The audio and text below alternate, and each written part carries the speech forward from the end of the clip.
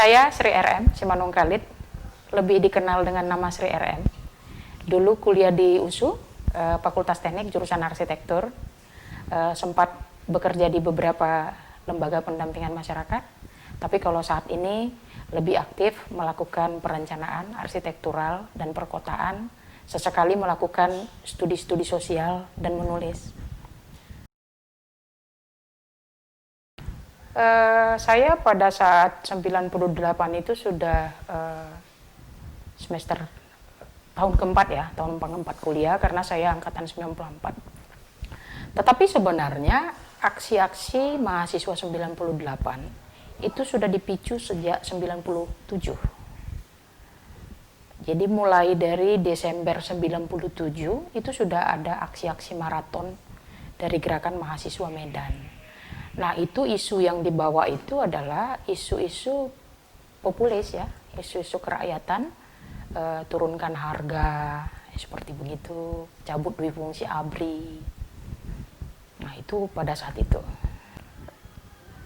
Pada 98 itu ada 3 elemen mahasiswa yang terlibat.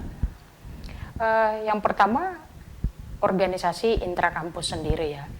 Ada pada saat itu ada senat mahasiswa ya. Kemudian ada organisasi-organisasi Cipayung, ada HMI, GMKI, GMNI, PMKRI, PMII, dan kemudian ada satu elemen yang lain, itu adalah kelompok-kelompok studi. Nah, memang agak berbeda situasi konsolidasi gerakan mahasiswa di Medan agak berbeda dengan wilayah lain. Nah, di Medan konsolidasi terjadi dari 3 elemen unsur ini. Jadi setiap kali akan ada aksi, ada konsolidasi antara elemen-elemen ini. Nah, pada awal Mei 98 terjadi aksi mahasiswa yang itu berujung kepada terjadinya pelecehan mahasiswa.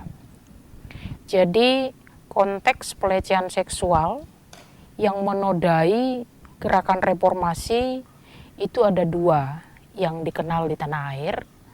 Di Jakarta itu aksi pelecehannya terjadi kepada kawan-kawan etnis Tionghoa, sehingga penelitian merujuk bahwa pelecehan pada saat itu dipicu oleh kecemburuan sosial, rasisme.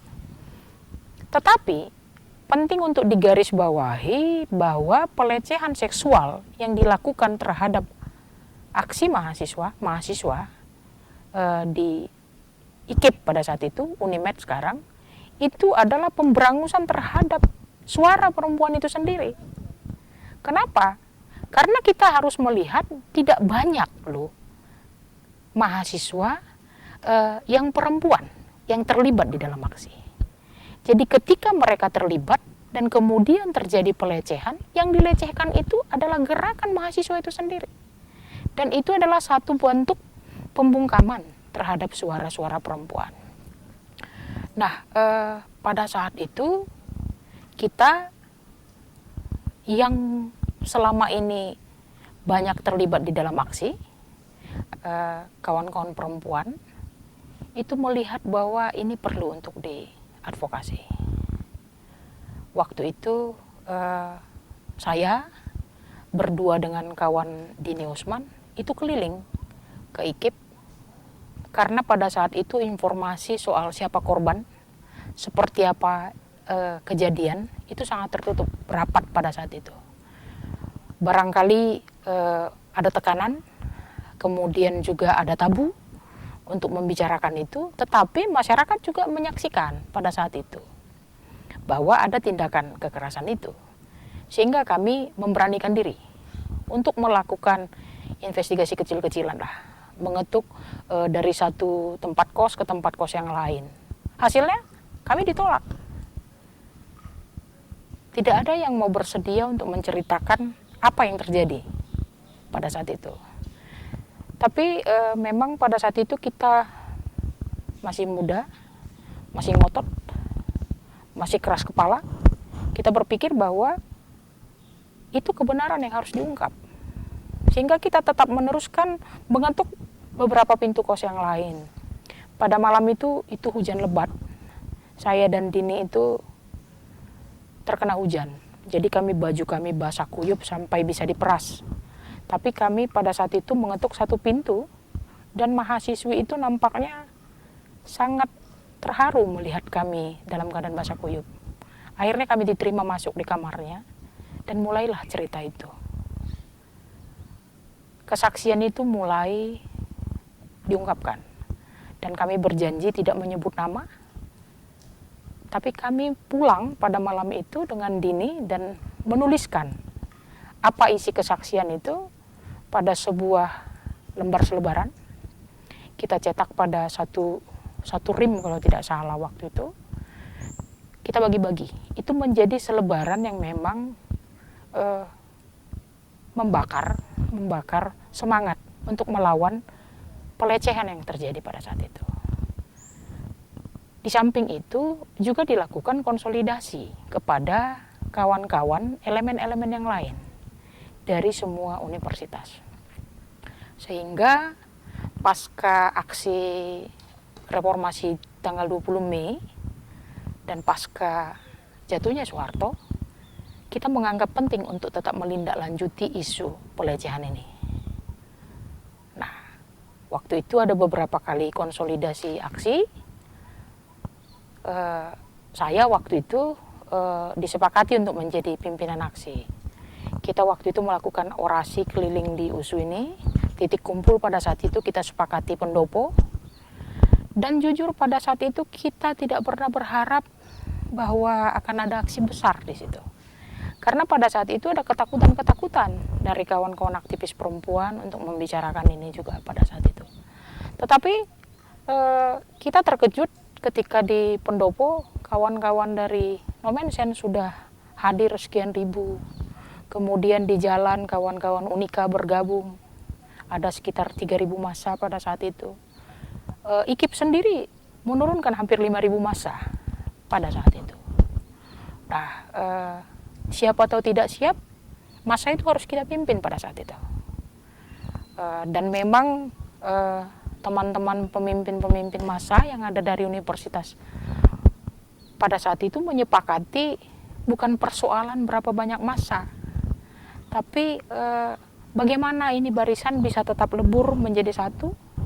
Waktu itu kita aksi ke Jalan Suprapto ya, ke POM pada saat itu. Kita menuntut bagaimana supaya itu dituntaskan. Nah, aksi pada saat itu juga berkolaborasi dengan aktivis-aktivis perempuan yang ada di NGO seperti YAPIDI, LBH Apik. Jadi ada kakak-kakak seperti Eva Sembiring, Cut Betty. Nah, kemudian tindak lanjut dari aksi itu sendiri itu adalah advokasi hukum yang itu ditangani oleh kakak-kakak yang ada di NGO. Jadi di dalam proses penanganan kasus, kami sendiri tidak terlalu banyak lagi terlibat, meskipun di beberapa kali sidang kita masih mengerahkan massa. Tapi sesudah euforia dalam tanda petik, melihat bahwa ternyata kita bisa mengumpulkan teman-teman perempuan dengan satu semangat perlawanan, waktu itu kita berpikir bahwa ini tetap harus dikawal. Itulah cikal bakal ASP yang semula hanya menjadi nama dari aliansi untuk kasus tersebut. Itu akhirnya kita sepakati menjadi satu organ kelompok studi. Nah, kebetulan pada saat itu seperti saya sudah sampaikan terdahulu, teman-teman aktivis perempuan itu rata-rata adalah anggota di Cipayung. Dan kemudian mereka juga anggota di kelompok-kelompok studinya.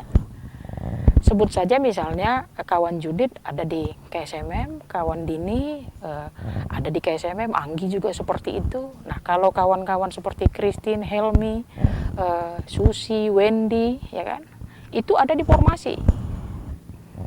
Nah, yang sebenarnya relatif tidak punya organ kelompok studi itu saya.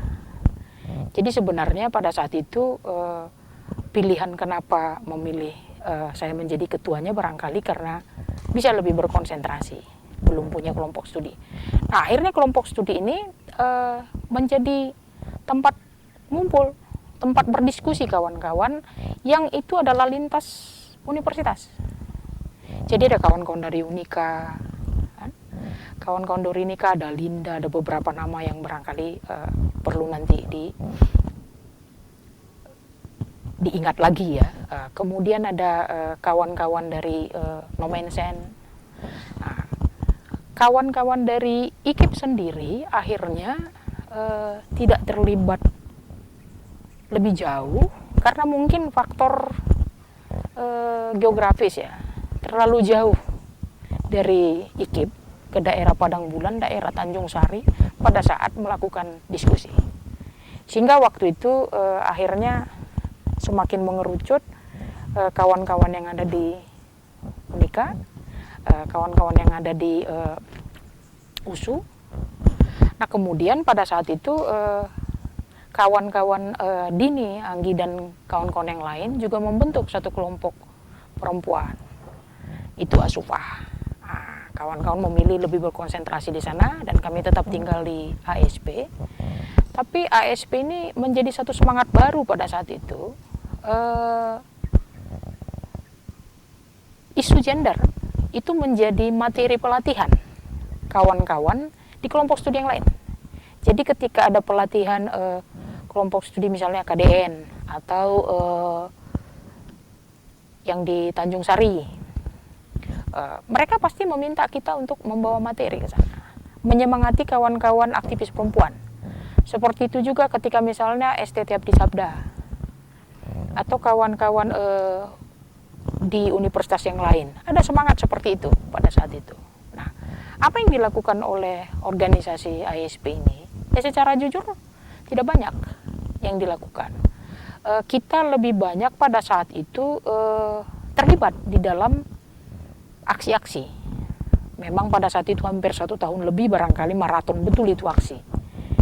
Kemudian pasca 98 juga Sumatera Utara punya satu gerakan yang berbeda dibanding yang lain karena ada kebangkitan gerakan rakyat juga. Jadi kita juga banyak masuk ke organ-organ rakyat menyemangati. Memang pada saat itu betul-betul konsentrasi ASP tidak pada isu perempuan, tapi menyikapi isu-isu populis dan politis pada saat itu. Seperti isu perjuangan rakyat seperti tanah, upah buruh, kemudian ada penggusuran kaki lima, kita juga hadir di aksinya.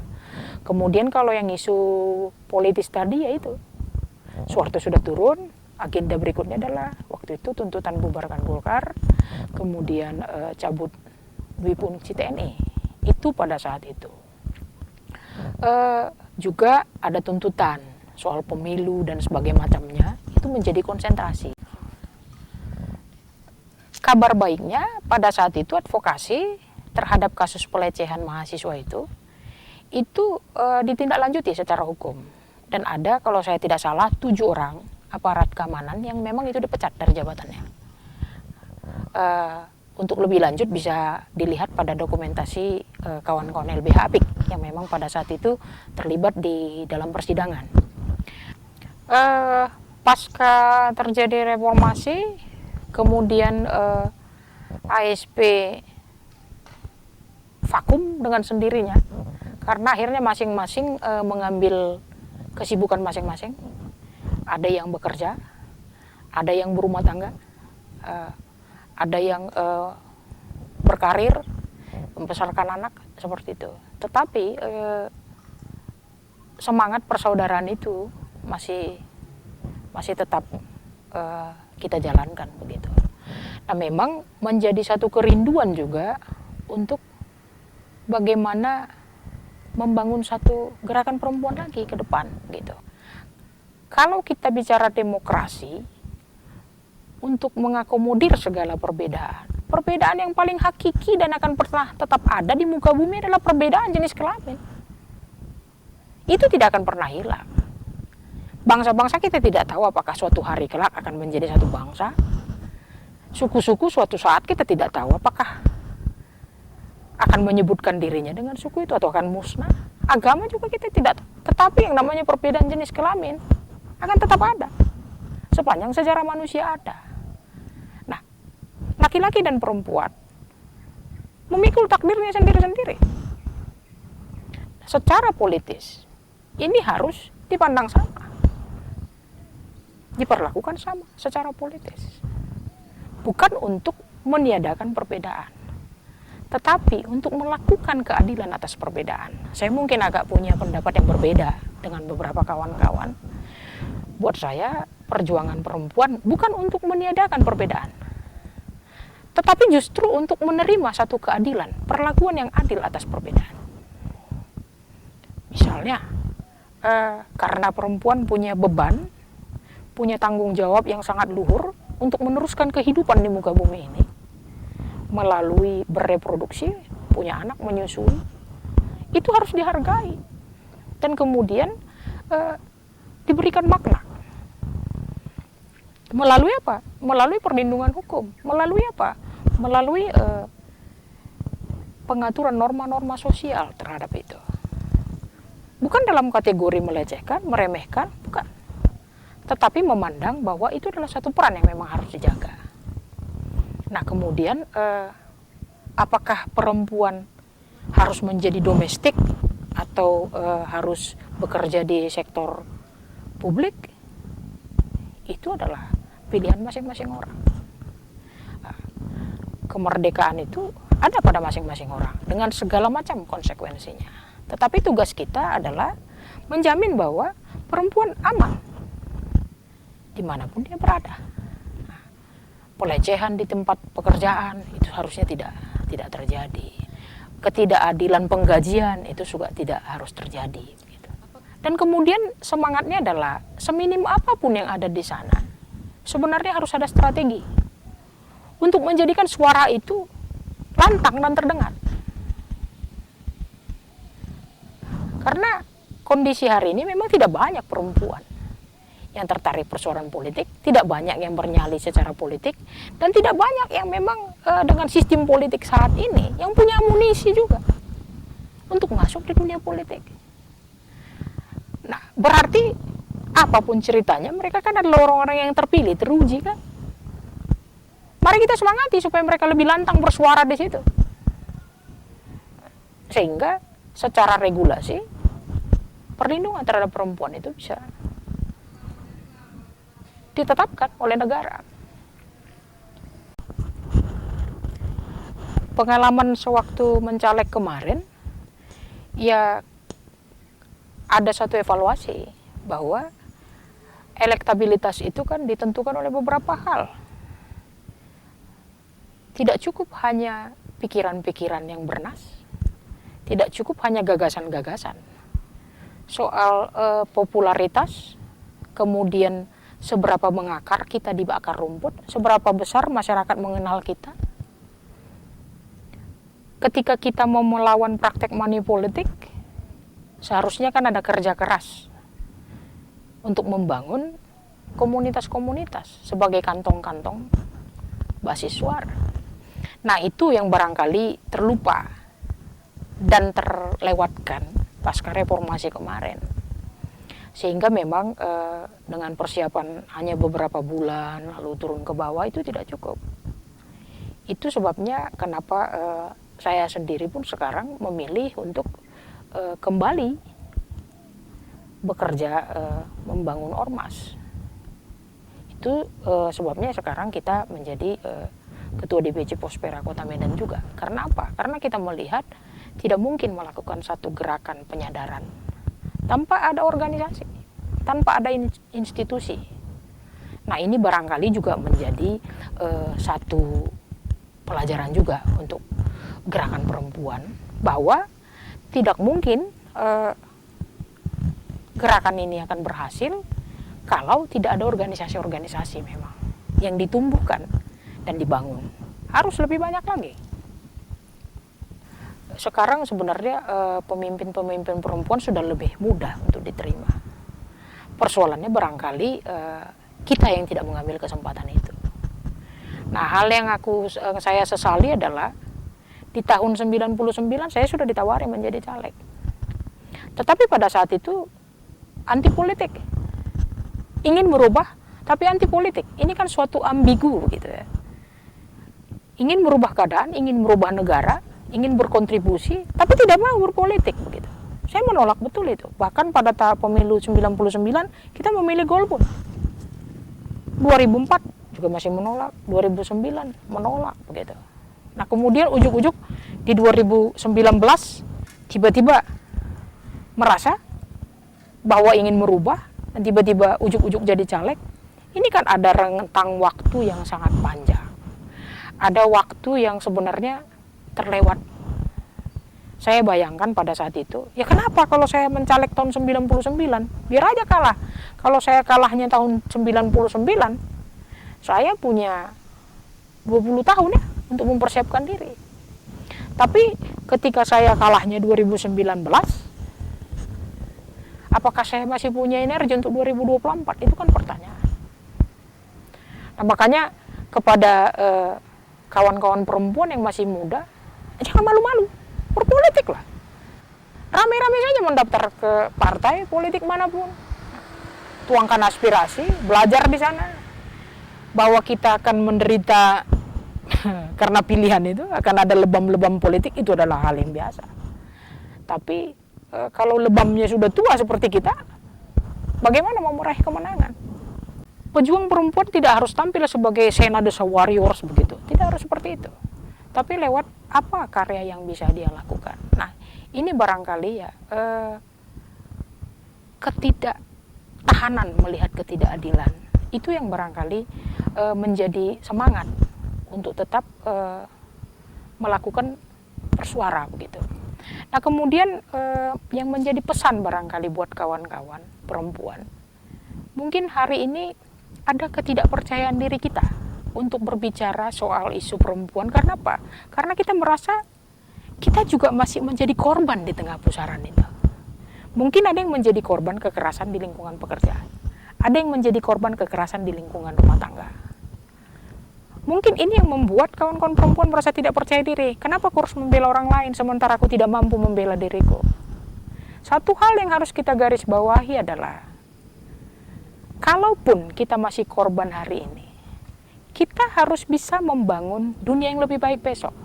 Dengan apa? Dengan tidak menjadi pelaku hari ini. Dimanapun kita berada, lakukan keadilan. Jangan sesekali melakukan penindasan kepada perempuan yang lain, kepada laki-laki juga. Ketika kita mengatakan kita anti penindasan, jangan sesekali kita menjadi pelaku. Jangan-jangan hal yang kita benci, kita juga melakukannya secara diam-diam. Nah, barangkali semangat inilah yang membuat saya sendiri merasa bahwa terus harus disuarakan, terus harus dilakukan. Sekecil apapun kontribusi itu berarti untuk menginspirasi yang lain. Ada joke yang mengatakan bahwa history itu adalah berasal dari kata his story. Story yang akan selalu diceritakan oleh laki-laki. Itu kenapa yang namanya perempuan suka hilang namanya dari sejarah. Karena dia bukan her story.